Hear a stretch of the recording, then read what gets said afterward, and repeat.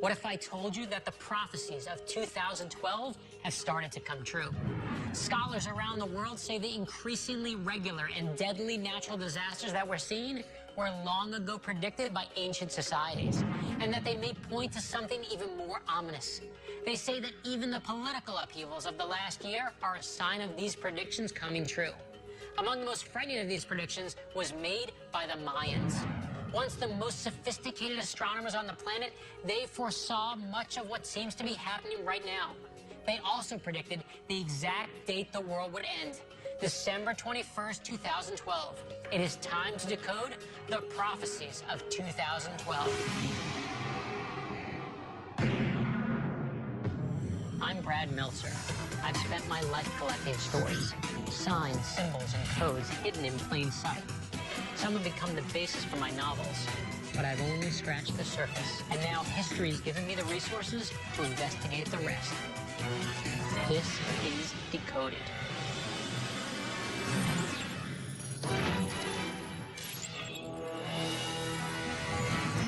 The Mayans flourished for more than 1,000 years in what is now known as Central America. Theirs was one of the most fascinating civilizations man has ever known. They built huge cities and towering temples and were advanced practitioners of math, writing, and art. But it's their astronomical observations and predictions that are the most astonishing. Their 2012 prophecies are unique because they're not some vague cryptic writing that people can interpret however they want. It's specific, down to the exact day. But the Mayans weren't the only ones with a 2012 prophecy. People from the four corners of the globe who couldn't possibly have known one another wrote about the exact same thing happening the exact same way, the end of the world. So what I want to know is, how did the Mayans pick such an exact day?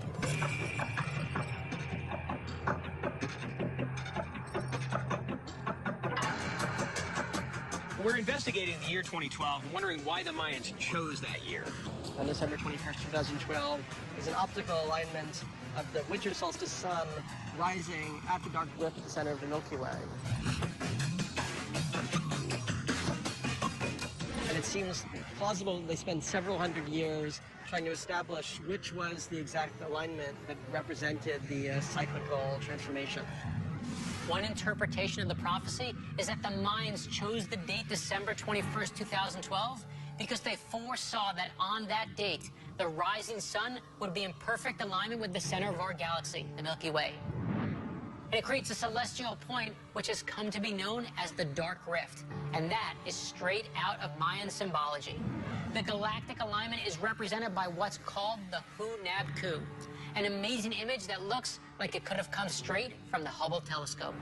It seems likely that they actually backdated the cycle when they discovered this alignment. You know, they saw 2012 as the crux of a shift in world ages, and those world ages in the past involved earthquakes, gigantic fires, purification and regeneration that also required some destruction.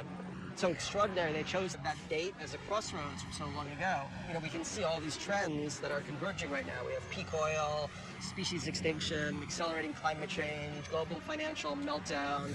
What Daniel's describing isn't mysticism, it's fact. Just look around. Political upheaval is everywhere. Weather that's unlike anything the world has ever seen is common, and economic instability is raging across the globe. And guess what? It's poised to reach a crisis point at 2012. So, we're right on schedule. I don't know if it's all coincidence, but it seems like there's a lot of extreme weather happening in a sort of perfect confluence. Well, we've been tampering, with the climate system, and we don't really know how delicate the settings are, on the knobs that we're wildly playing with. I mean, we've just had an earthquake, 2 days later a hurricane, we've had huge droughts, the agricultural lands in the Northeast were flooded out by the hurricane. I mean, the civilization we have now is like a snake skin that we need to shed. Mayan technology developed so fast that they overhunted their game and overworked their land. And no one noticed until it was too late.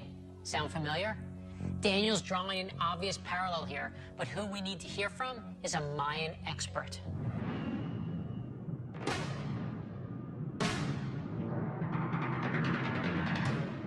People do ask me all the time about the year 2012. Shuni, is the world really gonna end?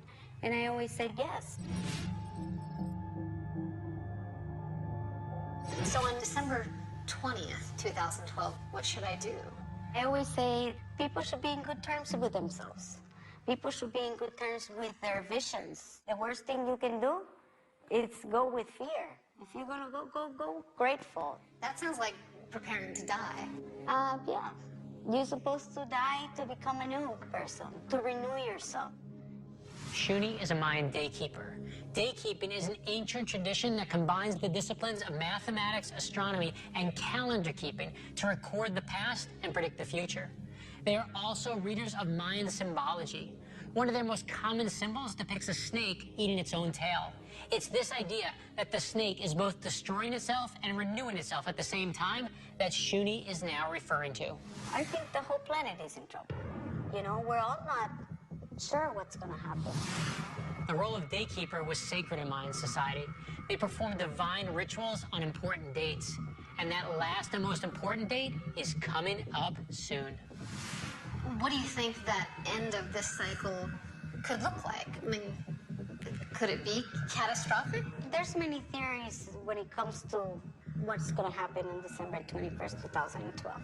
Some people say that the solar flares are going to be due in 2012. Solar flares will be one of the greatest threats with the most damaging effects that the Earth may experience in 2012. And you know who says so? NASA. Solar flares and storms that originate on the sun occur in cycles. And NASA astronomers have proven that flares of maximum intensity occur roughly every 11 years. And guess when the next one is? That's right, 2012. So what are the signs now that we're really at the end of a cycle? We see hurricanes, we see floods, we see the climate changes that are so drastic and like we've never seen before. And this is just something to really pay attention. The Mayans were great visionaries, they're great astronomers, and they must have seen something that triggered this. So you think the Mayans could really have known something that we didn't about the sun? I think so. They were sun worshippers. So I'm sure that they could see the storms on the sun. So they maybe were tracking the sun's cycle. It's a possibility, a very good possibility. In 1989, NASA recorded a solar flare so powerful that the flash over Canada could be seen from as far south as Texas. Some people mistook it for a nuclear strike, and 6 million Canadians lost their electricity. The last cycle to hit Earth in 2001 was relatively quiet, but many believe it was the calm before the storm.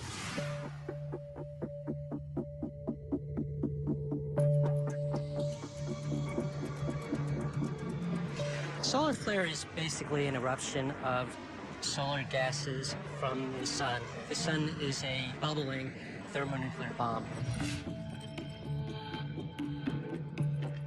So it's not as stable as we think. It's not stable at all. Solar flares knock out communications all the time. The weather in outer space can affect our satellite communications, and it does all the time. We're more and more dependent on the technology in our society, in our world, and a really major historic solar flare, something that doesn't happen for 10,000 or 100,000 years, can devastate all the electronics on Earth and knock out all our computers, which includes our cars, because our cars all have dozens of chips inside. You know that in building, hospitals and prisons and in really any building, you have a diesel generator backup. You have sort of a plan B for when the power goes out.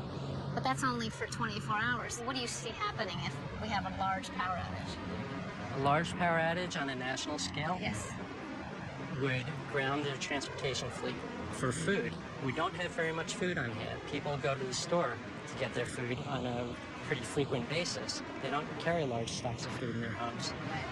If the transportation chain gets disrupted from a major calamity, people could be starving in pretty short order. Let's think about that. What's in your refrigerator right now? Could you live on it for a week? How about 10 days?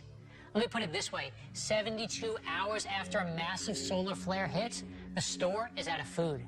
Not just out of Oreos and pretzels, they're out of everything. And you know what happens when people get hungry? They lose control. Civility and humanity disappear overnight. It is not happy land.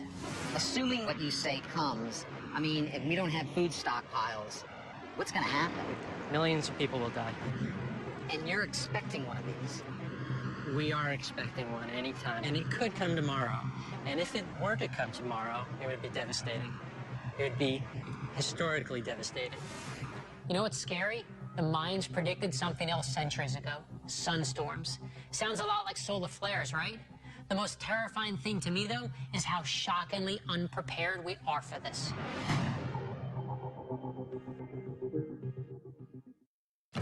Most people have heard predictions of the world ending in 2012. References to fire, famine, and floods are common in the ancient texts of various cultures. Many see the frequency of these occurrences as a sign of the beginning of the end of days. They point to the inevitable flood from melting glaciers as a true sign of the apocalypse. Buddy, Mac, and Scott are trying to determine if what we're really seeing is the realization of the prophecies of 2012. One of the things about this that is hard for people to deal with is that the outcome is fundamentally unpredictable. We don't know what it's going to be that hits us, whether it's going to be weird tornadoes, you know, whether it's going to be extreme hurricanes or drought or, you know, breakdown in society. There's a mismatch because whatever hits us, we won't have much warning. But dealing with the problem takes decades. These are big issues that are right this minute that we've got to deal with right now. We can't start when the crisis begins. Alaska knows all too well what can happen when Mother Nature gets mad. In the last 50 years, the state was hit by a 7.7 magnitude earthquake, and that unleashed the largest tsunami ever recorded near Latuya Bay. At 1,700 feet high, it was almost 500 feet taller than the Empire State Building.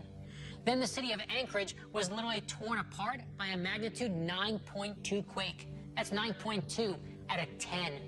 By comparison, the quake that hit Haiti in 2010 was only a 7.0. But one theory advanced by scientists is that because water is heavier than ice, melting ice caps will result in increased tectonic activity.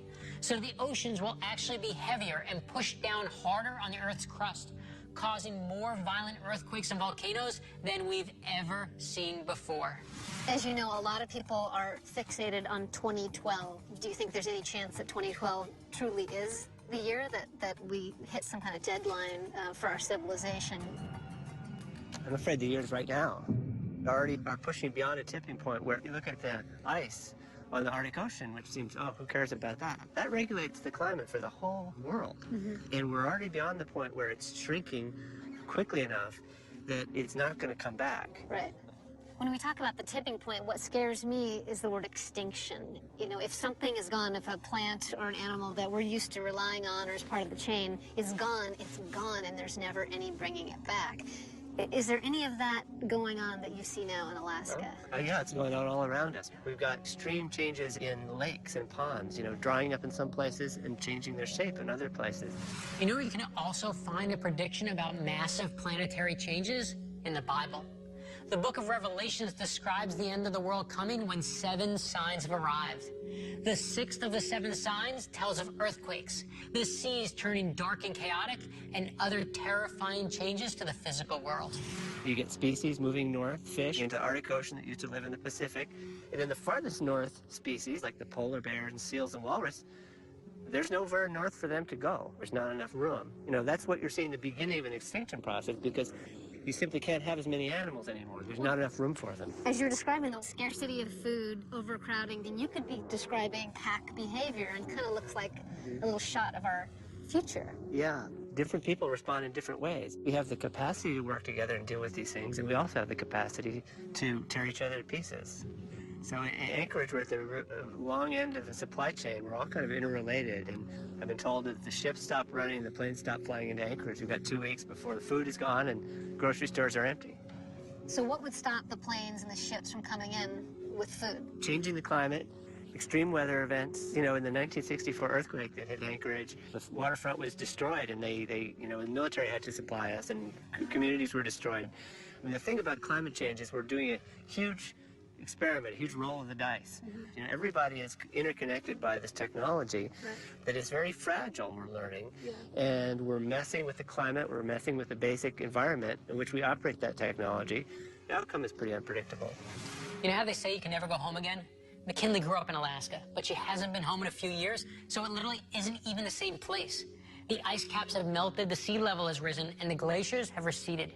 Now she's going back to a familiar place from her childhood to see just how much it's changed.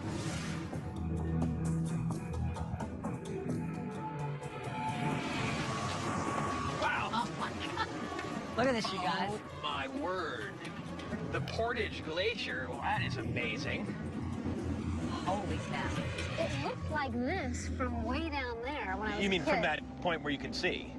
Yeah, from where we Seriously, it's started. moved that Yeah, yeah. much? It's melted that much? Yeah, absolutely. Absolutely. I mean, in my lifetime, that's the interesting thing.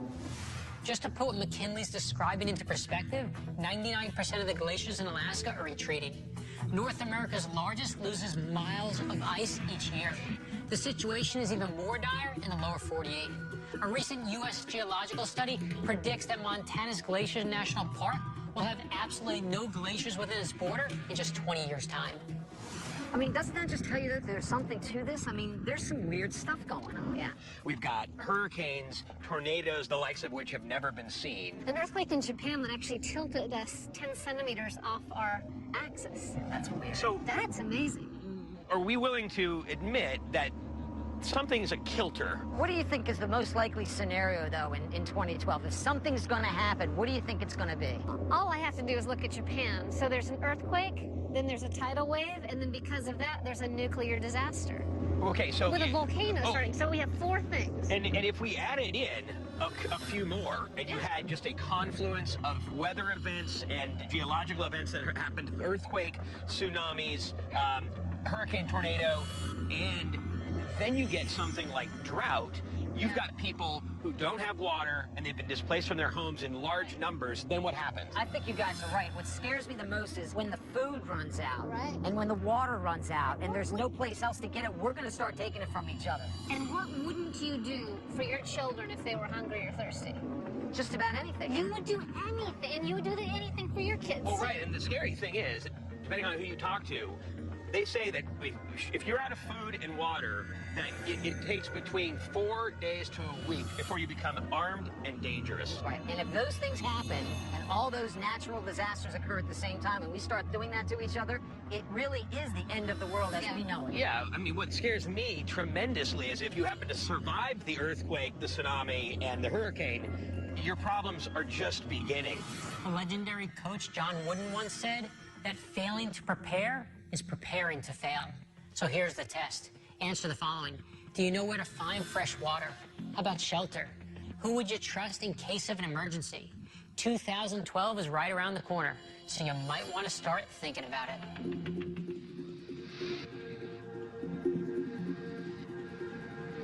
Doctors don't make disease, they cure it. Mechanics don't break cars, they fix it. Survivalists don't make the disaster, they just hope to live through it.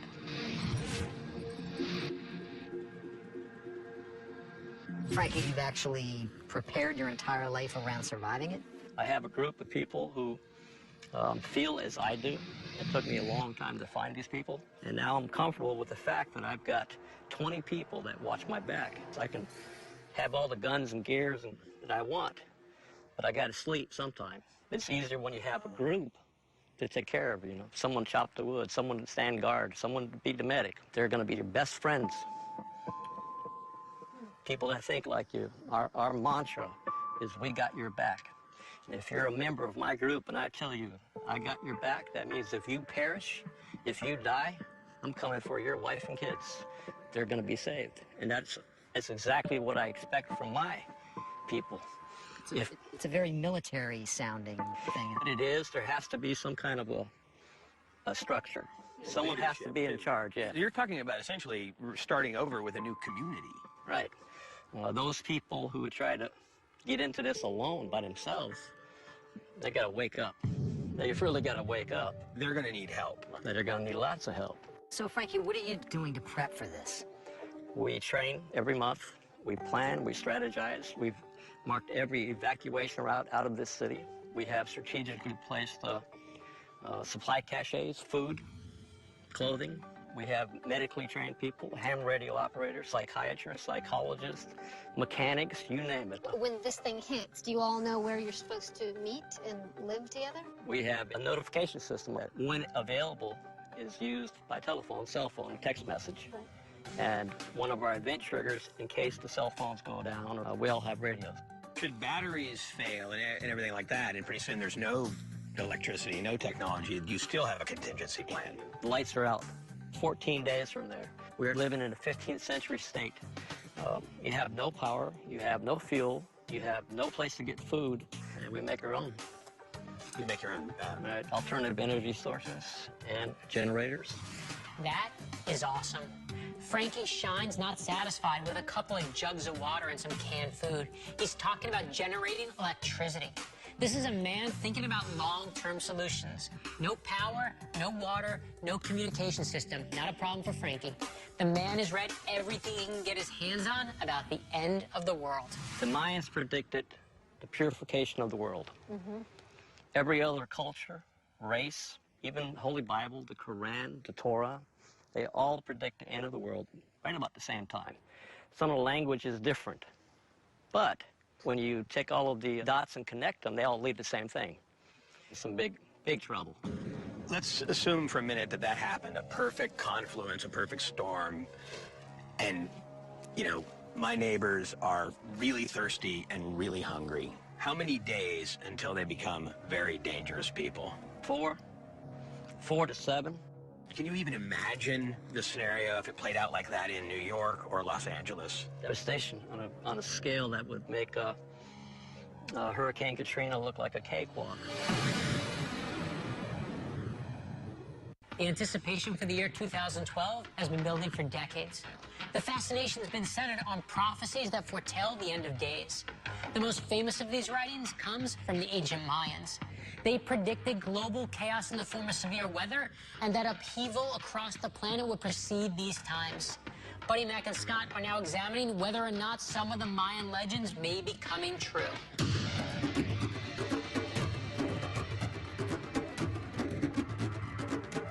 Kinley, you think the world will still be here on Christmas Day 2012? I think the world will still be here after December 21st, 2012. What I'm worried about is enough people, you know, a critical mass thinking, well, the world's going to end, and doing really stupid things to one another. Yeah, well, and I'm not as concerned about the end of something, like the end of the calendar itself, and then that being the cataclysmic drop-off of the world, or the end. But if you look at what happened in the drought that precipitated the Mayan decline, and then you see all of this extreme weather stuff that we're having. You look at the Middle East, and you're talking about available resources all being scratched for and fought for, and people start freaking out and killing one another off. Here's my verdict. Look around and see who your neighbors are and who you depend on, and then decide whether to build a shelter. Because it's going to be human behavior that brings us down one way or the other. I think we need to investigate the scientific aspect of 2012 to see if we really could be headed to some sort of crisis point. All right, see you later. One of the most chilling predictions of the apocalypse comes from what's called the Dresden Codex. It's one of the only books that survived the Mayan collapse. On the last page of the Codex is a clearly apocalyptic image of a deity belching water to drown the earth in a deadly flood. Climatologists believe that flood may already be on its way.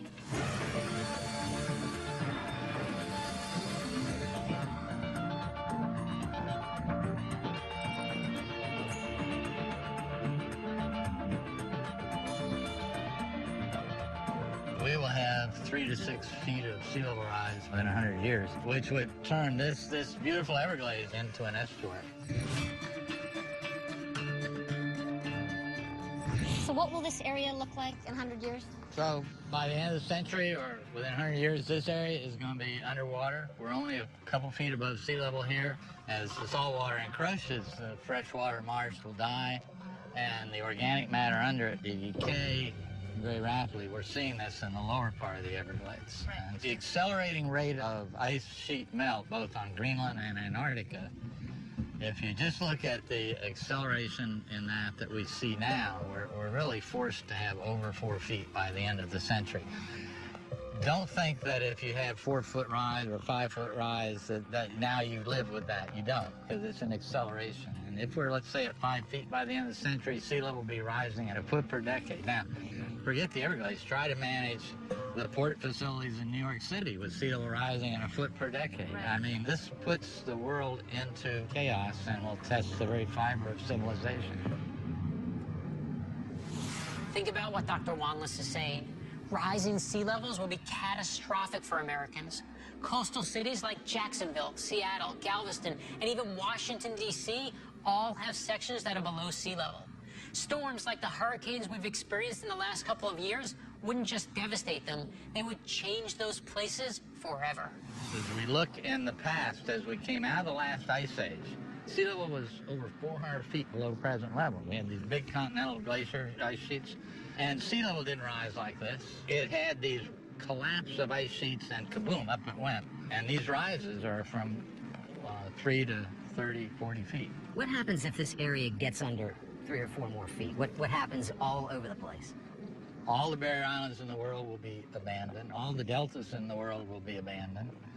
And that's hundreds of millions of people migrating where there are already people. What happens to the eastern seaboard? Well, the barrier islands will be gone. You raise sea level 2 or 3 feet, they're going to be unlivable, because it's not only the 2 or 3 foot rise. Then you have to look at the hurricane surge on top of that, and that's going to be an exponential increase. We're doing nothing to plan for this. Is a catastrophic event a done deal? Is it going to happen? It's a done deal. I don't see how we can stop it. How is this kind of weather typical for this time of year? Globally, we are getting more extreme events. In the north, in the south, hurricanes are forecast not to be more of them maybe, but to have them be more intense. Yeah, this rainfall depends on the cycling of water from heating the Everglades. The lightning is getting a little bad. I think we better start hitting that. Okay. All right. Good enough for me.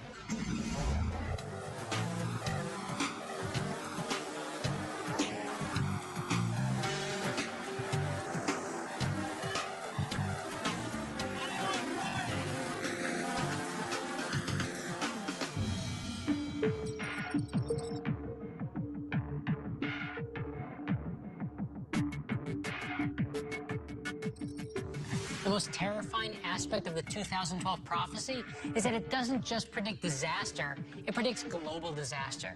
That means that issues in other parts of the world might start becoming our issues.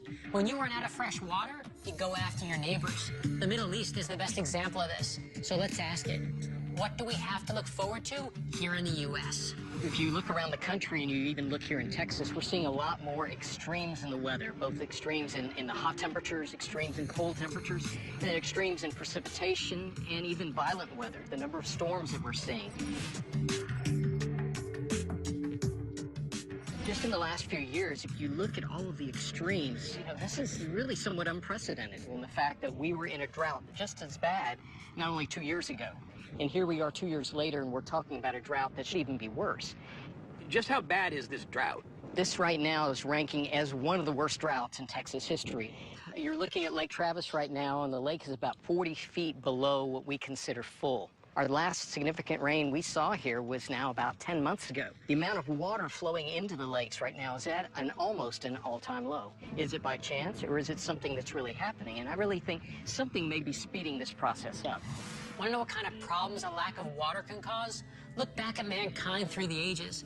Countless civilizations in Asia and Africa met their demise for this exact reason. I think we've seen periods of mega droughts, if you will, that have caused some extinction of species because of the lack of rain, the lack of food. I think that we could see much more violent weather than what we're seeing now, and droughts getting worse, floods getting worse, and it may be, to a point where much of the earth would become uninhabitable at that time.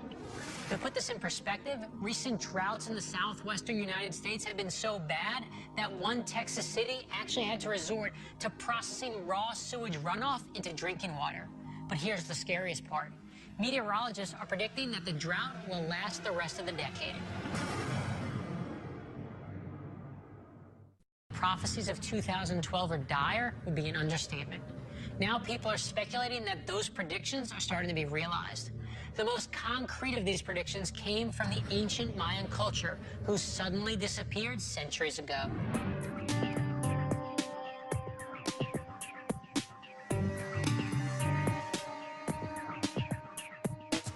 All right, you guys, let's look at the possibilities of what's going on here. I mean, the first one is that the Mayans had magical powers and they could actually predict this. There's some sort of future fortune-telling kind of thing. I mean, that's what some people believe. Well, these are clearly interpretations of a codex that suggests that one of the ways the world is going to end is by a grand deluge, a great flood. Ironically, though, it's looking like NASA can now prove the way their civilization ended was not by a great flood, but by a great drought. Well, you know, what's odd to me is because as you look at what happened to the Mayan people, it appears some of the evidence suggests that they did die of drought, right? Or drought precipitated their migration, their exodus, and their behavior. Worse, deforestation precipitated drought, which precipitated them starving to death. And what are we doing now in that same area? Deforestation. Well, here's what's fascinating about that. I mean, you know, we've heard about the prophecies. We know what's supposed to happen. But it does seem like a lot of that is happening. I mean, according to what I'm finding here, more of these type of calamities, droughts, tornadoes, wildfires, and floods have occurred in 2011 than ever before in recorded history. And in fact, in April of 2011, apparently there were more tornadoes recorded than at any time in our history. So these things do seem to be more now than they have been in the past. So are we coming up on something? Here's what bothers me about that sentence, though. I hear there are more recorded than in the past. Are we just better at recording weather events? Well, maybe, but the third prophecy of the Mayan 7 is that there will be a change in temperature producing climatic, geological, and social changes in magnitude without patterns and an astonishing speed. What basically did the Mayans do when these sort of things started happening? And that's what has me concerned, because if it's happening again, what are we in for?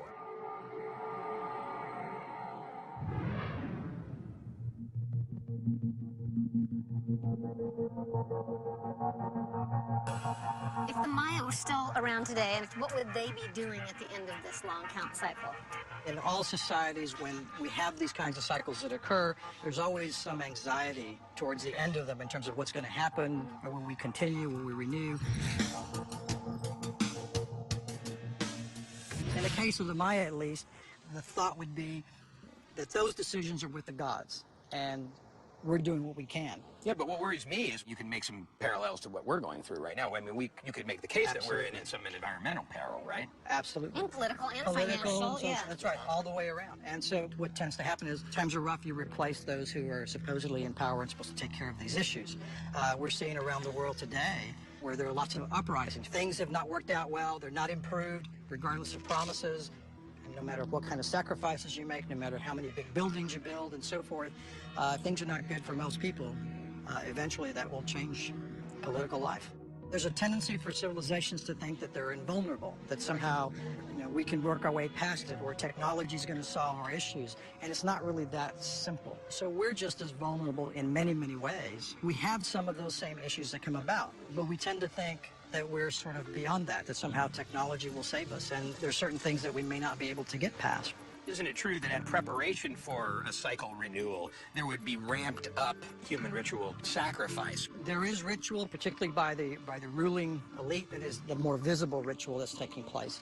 All of that in preparation to ensure that the gods are pleased, to ensure that life will continue and the next cycle starts. So there would have been all kinds of ritual taking place. How do we know these ritual sacrifices took place? Are there writings? Have you found archaeological evidence of it? We do have a significant act of sacrifice at a site called Kolha in northern Belize. And I have a tool here, as a matter of fact, which would have been used in perhaps a decapitation event. So at this particular site, several decades ago was excavated what's known as a skull pit. And that skull pit contained 30 decapitated individuals. Decapitated with that? That kind of tool would work wonders for decapitation. If I'm going to be decapitated, please do it with a sharper, longer instrument. I mean, that looks like you'd have to dig away for a little while. Well, and we do have examples of where the physical anthropologists looked and they hit through and they hit one of the vertebrae, didn't quite make it, and had to move over and try again. We know that since the dawn of man, when catastrophe struck, rather than band together, most societies tore each other apart. So how will we do when disaster strikes? Will our technology and government be our savior or our downfall?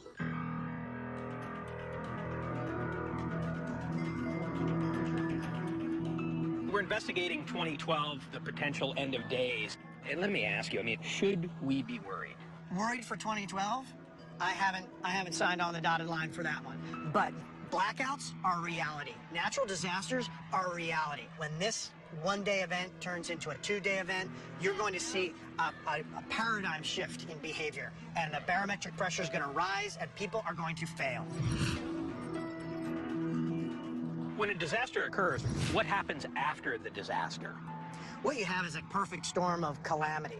First thing that happens is once the critical infrastructure goes away and all communication has gone away, there's no coordination or collaboration for first responders to really get the necessary life-saving people and assets to where they need to be because they don't know where the hemorrhaging is. What Brad's trying to tell us is that the most modern solution isn't always the best solution. Take a devastating earthquake, for example. The common reaction is to bring in resources from other places to help fix the problem. But when water supplies and food supply lines are compromised, then how do the modern solutions work? When you have botulism in your refrigerator and cryptosporidium and giardia coming out of your taps, it's going to cause dysentery.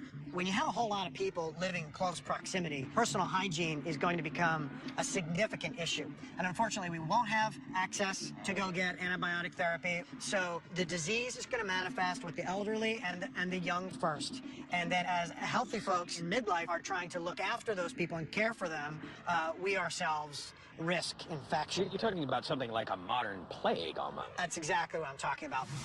The most feared and deadly plague that mankind has ever known was the bubonic plague. Called the Black Death, it swept through Europe in the 14th century. It decimated the population, killing 75 million people, or between 30% and 60% of those living on the continent. The plague flourishes around rotting, unburied corpses, and it's spread by fleas on rats. Treatment with antibiotics can bring the infected's mortality rate as low as 1%, but left untreated, it has a 90% mortality rate. Most people think the plague has been wiped out, but in 2010, a case was reported. Not in some faraway country, it was found in Oregon.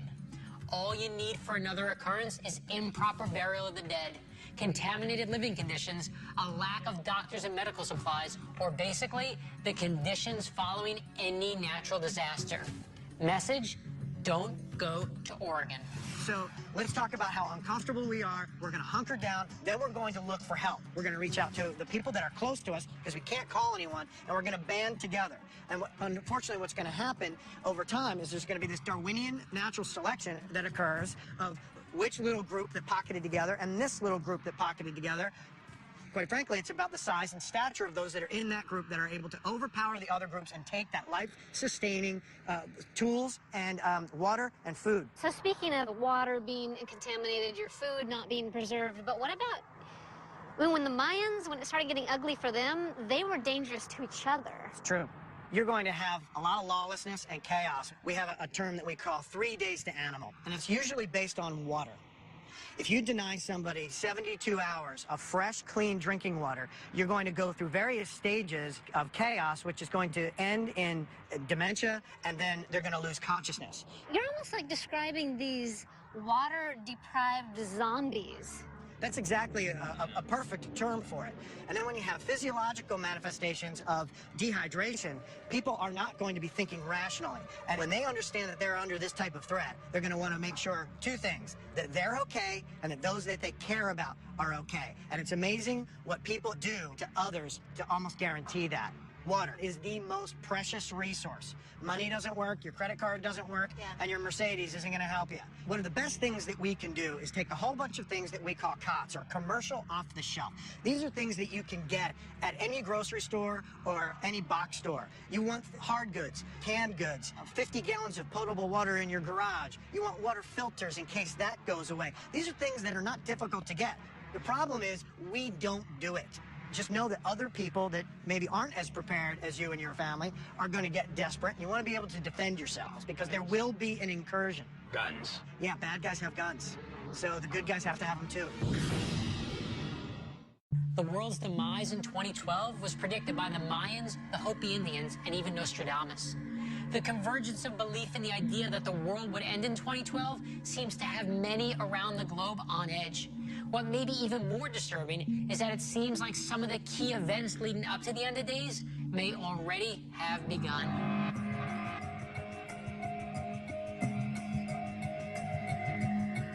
Is it just me, or has this gotten scarier since the last time we investigated 2012? Much. Absolutely much Hasn't it? scarier, yes. Much scarier for me, because what struck me is that everyone we talked to, from scientists to meteorologists to scholars, none of them laughed out loud when we posited that the world could end on December 21st, 2012. They said, well, how do we know it's not going to? I think we have to start with the hard questions. Were the Mayans onto something with their calendar? The Mayans were definitely on to something. They knew that civilizations begin, civilizations end. I think the Mayans were onto something because there's just too many coincidences here. There's too many people that are showing that this is something that's going to go on around this time in our history. And a lot of those things seem to be coming true. I do think there's going to be some kind of change between now and then. I'd say it's inevitable. Something is going to happen. We can't continue population growth the way we do. We can't continue living the way we do. Yeah, I believe that the Mayan people were definitely tapped in at a level that we can't really even understand now. And the Mayan were maybe tapped into the interconnectedness of everything. We're talking about potential global chaos. So something is going to happen on December 21st, 2012. What do you think it is? My worst nightmare is a sort of perfect storm of cataclysm, a kind of combo meal of disaster. Tornadoes, hurricanes, and I think that this would cause some kind of chain reaction where then you get power outages, then you get people on the ground panicking and shooting one another and killing for food, and then you've got plague, pestilence, and you would have the end of the freaking world as we know it. For me, the more frightening connection is how interconnected we all are and how dependent we are on technology, even just refrigeration, or, you know, what can happen 5 days after a power outage in a major city. Is terrifying to me. Yeah, we have become utterly reliant on all of these systems that are external to our own abilities. That's right. Right, and we survived for thousands of years without it, but now if we lose it, we can't. We're a house of cards. Pull out that one bottom card. Exactly. You know, and that's the right. whole thing. But what do you make of this date, though? I mean, December 21st, 2012, very specific. I think that, in a sense, it's been a grand, like, historical warning. Based on everyone we've talked to, I'm much more ready to start taking some precautions, like getting an emergency kit that lasts me a month for my family, because I'm absolutely ill-prepared to survive for very long and help my family and help my neighbors. It's enough that on December 21st, 2012, I'm not going to be in downtown Los Angeles. I'm going to be... Really? I'm not. I'm going to be where my mom is to make sure she's safe, and I'm going to be armed. This investigation will definitely change my behavior. Yeah, on December 21st, 2012, I'm going to be, I think, looking over my shoulder a little bit. I'm going to be on edge and paying attention and thinking about everything that we've learned. Looking around the world today, it's so easy to focus on the doom and gloom. When we look at the Mayan predictions, it's difficult to know whether we should fear a natural disaster or be more afraid of what we could do to ourselves. But to me, only one thing about the future is absolutely certain. It's unpredictable. Disaster always strikes. It always will. And you rarely know when. But what counts is how you deal with it. As you watch this episode, the prophecies are terrifying. And though it may haunt you tonight, tomorrow, you'll bounce right back. Because the greatest thing about the human spirit is that it can be knocked down, but never knocked out.